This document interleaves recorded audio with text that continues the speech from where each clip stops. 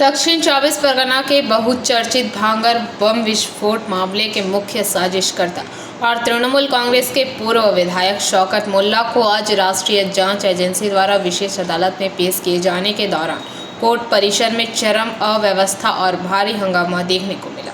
केंद्रीय जांच एजेंसी द्वारा शुक्रवार देर रात नाटकीय घटनाक्रम में गिरफ्तार किए गए कैनिंग पूर्वज के पूर्व विधायक को जैसे ही बैंक शाल कोर्ट परिसर में लाया गया, वह पहले से मौजूद प्रदर्शनकारियों का गुस्सा फूट पड़ा। अदालत परिसर के बाहर सुरक्षा के कड़े इंतजामों के बावजूद स्थिति उस समय अनियंत्रित हो गई जब बड़ी संख्या में लोग शौकत मुल्ला के खिलाफ प्रदर्शन करने लगे।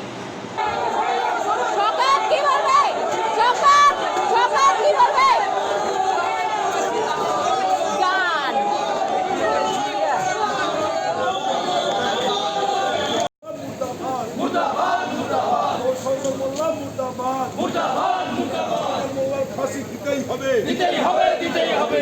শওকত মোল্লার ফাঁসি দিতেই হবে, দিতেই হবে, দিতেই হবে।